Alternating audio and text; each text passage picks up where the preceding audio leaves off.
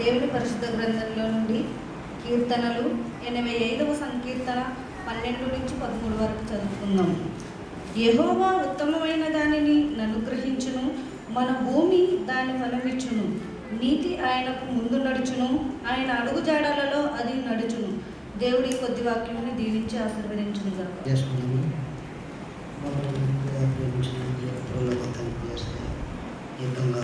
నమస్కారం తండ్రి.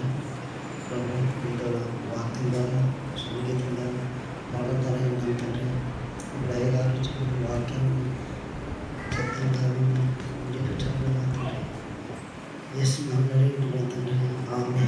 దేవుని పరిశుద్ధ గ్రంథం నుండి కీర్తనల గ్రంథము 85వ సంకీర్తన 12-13 వచనాలను మరొకసారి చదువుకుందాం.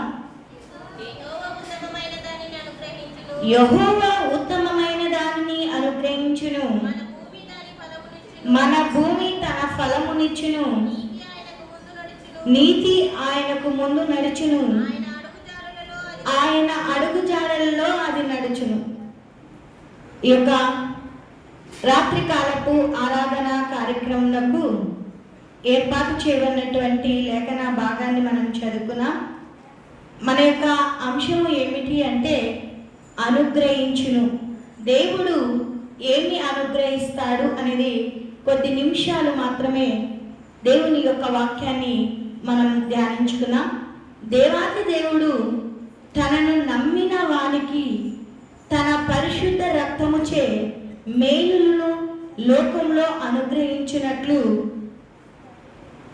మరి నిత్యమైన మేలులు అనుగ్రహించును అని లేఖనములలోనే మనం చూస్తూ ఉన్నాం. అందుకోసమే లేఖనములలో మనం జ్ఞాపకం చేసుకున్నట్లయితే యెహోవా ఉత్తమమైన దాన్ని అనుగ్రహించును. ఏమి ఉత్తమమో దేవుడు మనకు ఏమి అనుగ్రహించునో కొద్ది నిమిషాలు మాత్రమే దేవుని యొక్క వాక్యాన్ని మనం ధ్యానించుకున్నామండి. అందుకోసమే లేఖనములలో మనము జ్ఞాపకం చేసుకున్నట్లయితే కీర్తనల గ్రంథము 29వ సంకీర్తన 11వ వచనాన్ని ఒకసారి చదువుకుందాం. 29:11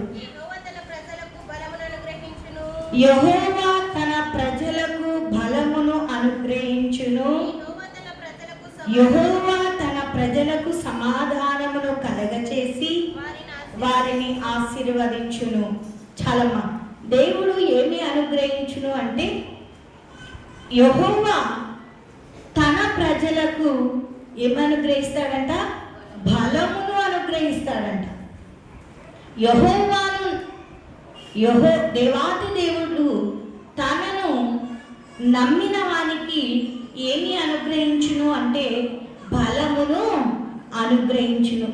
ఒకవేళ నీకు బలము లేదేమో, నువ్వు బలహీనత స్థితిలో ఉన్నావేమో, నీ స్థితిగతులు సరిగ్గా లేవేమో, అయితే నీవు దేవుణ్ణి నమ్మితే దేవుడు నీకు బలమును అనుగ్రహిస్తాడు. మనుషులను నమ్మాము అనుకో నట్టేటా ముంచేస్తాడు, కానీ దేవుడిని నమ్మావు అనుకో దేవుడు తన పరిశుద్ధ రక్తము చేత నిన్ను కడిగి నీలో ఉన్న బలహీనతను తీసివేసి నీకు నాకు మనందరికీ కూడా బలమును అనుగ్రహిస్తాడు. నువ్వు బలహీనత స్థితిలో ఉన్నావా? దరిద్రత స్థితిలో ఉన్నావా? నీ శరీరము చాలా కృంగిన స్థితిలో ఉందా? నీవు చాలా హీన స్థితిలో ఉన్నావా? వ్యాధి బాధలతో బాధపడుతున్నావా? అయితే దేవుణ్ణి నమ్మితే యెహోవా తన ప్రజలకు బలమును అనుగ్రహిస్తాడు. అయితే దేవుని నమ్ము వారికి ఏ మేలు కూడా కొలవై ఉండదండి. ప్రతి మేలును దేవుడు మనకు అనుగ్రహించే దేవుడుగా ఉన్నాడు. అందుకోసమే దేవాది దేవుణ్ణి ఎందు మనము విశ్వసించే వారంగా ఉండాలి.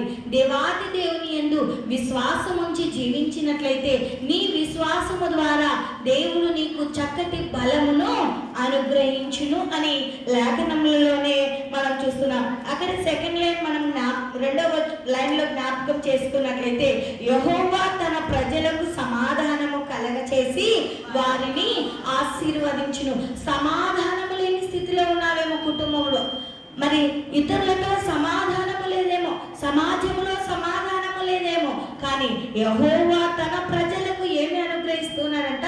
సమాధానమును అనుగ్రహించి వారు కలగచేసి వారిని ఆశీర్వ ఆశీర్వదిస్తూ ఉన్నాడంట.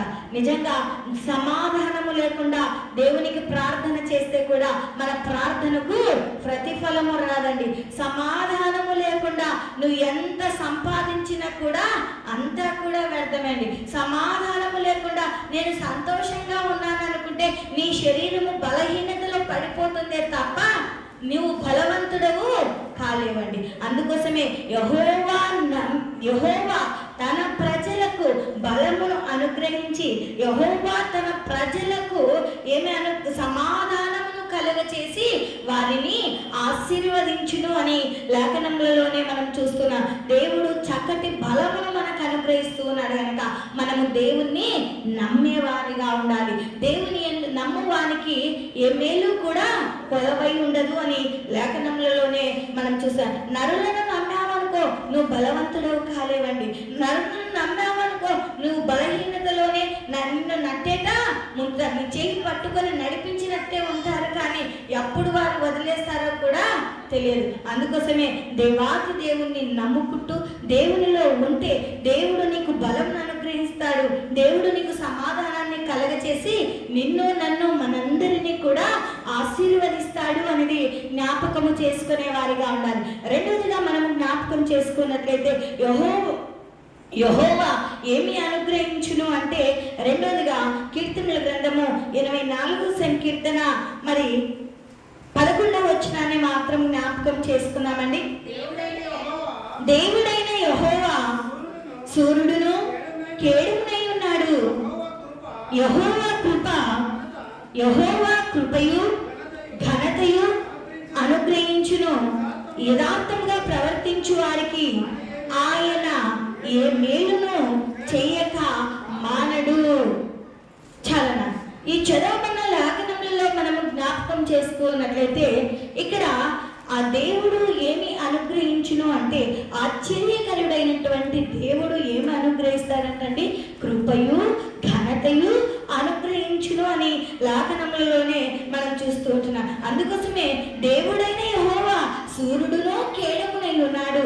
మరి యెహోవా ఏమి అనుగ్రహిస్తాడంటే ఘనతను కృపను అనుగ్రహిస్తాడు అని జ్ఞాపకం చేసుకునే వారిగా ఉండాలి. దేవుని కృప లేకుంటే క్షణమైనను బ్రతుకుతామండి? బ్రతకలేమండి. నువ్వెంత ఘనుడమైనా, నువ్వెంత నీకు ఆస్తి ఉన్నా, నీకెంత బలము ఉన్నా, నీకెంత బలము ఉన్నా కూడా యెహోవా కృప లేకుంటే క్షణమైనను బ్రతకలేమండి. అందుకోసమే దేవాది దేవుడు మనకు ఏమి అనుగ్రహిస్తూ ఉన్నాడు అంటే, ఎప్పుడు అనుగ్రహిస్తాడంటే యెహోవా యందు నమ్మిక ఉంచినప్పుడు దేవుడు నీకు కృపయు ఘనతయు అనుగ్రహించును అని లేఖనములలో. అందుకోసమే అంత మాత్రమే దేవుని నమ్మావు, నమ్మినా నీలో యథార్థత లేకుంటే నీకు ఏమే యథార్థత అనేది చాలా ప్రాముఖ్యం అండి. మనిషి ఉన్నా ఒకటే ఉండాలి, మనిషి లేకపోయినా ఒకటే ఉండాలి. యథార్థత లేని జీవితము శుద్ధ దండగా అండి.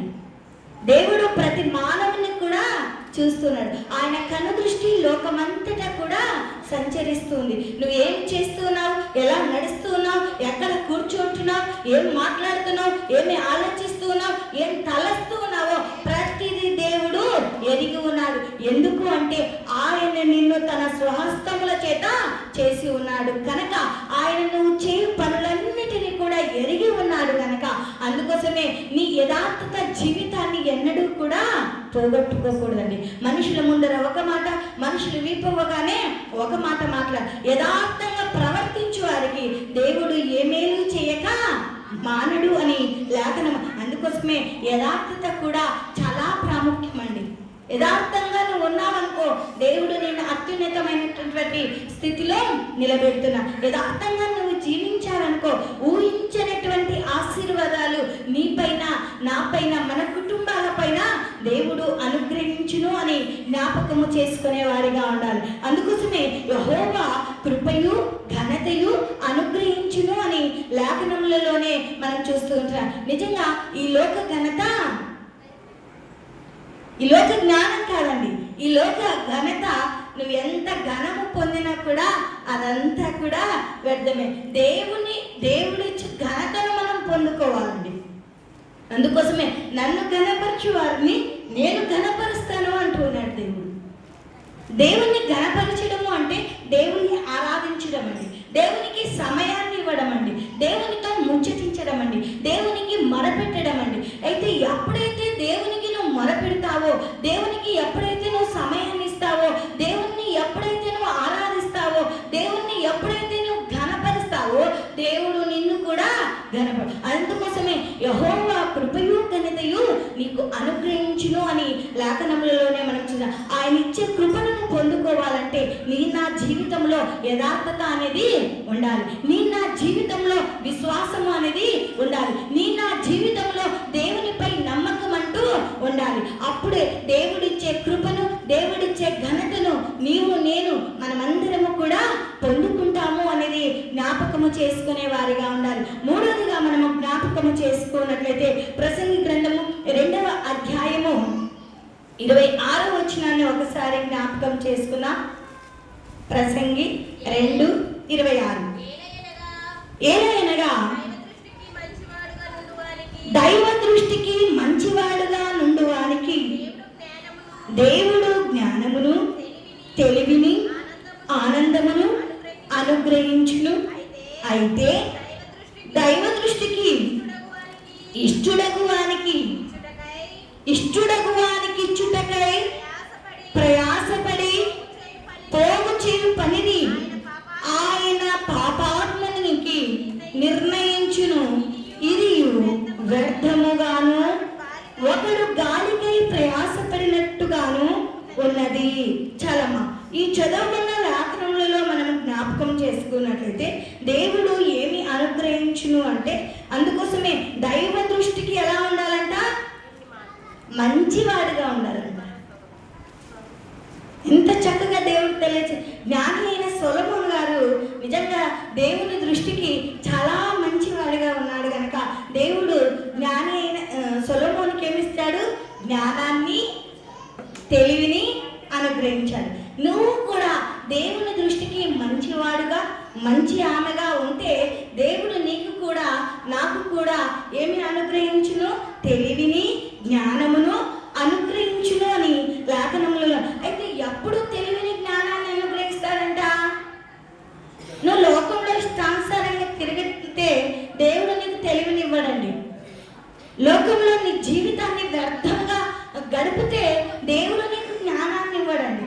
దేవుని దృష్టికి, దైవ దృష్టికి మంచివాడిగా ఉన్నప్పుడే దేవుడు ఏమిస్తాడంట, జ్ఞానమును, తెలివిని అనుగ్రహించును అని మనం జ్ఞాపకం చేస్తాం. అంత మాత్రమే కాదు, కానీ ఆనందమును కూడా అనుగ్రహిస్తాడంట. అక్కడ చాలా చక్కగా తెలియచేస్తున్న మాటలు ఏమిటంటే, ఏలయనగా దైవ దృష్టికి మంచివాడుగా నుండువానికి దేవుడు జ్ఞానమును, తెలివియు, ఆనందమును అనుగ్రహించును అని లేఖనములలో మనం చూస్తున్నాం. దైవ దృష్టికి ఎలా ఉండాలంట, మంచివాడిగా ఉండాలంట. ఉన్నామా అండి? ఒక్కసారి మనల్ని మనమే ఆత్మ పరిశీలన చేసుకున్నాం. మంచివారమేనా? మంచివారమేనా? మనకే డౌట్.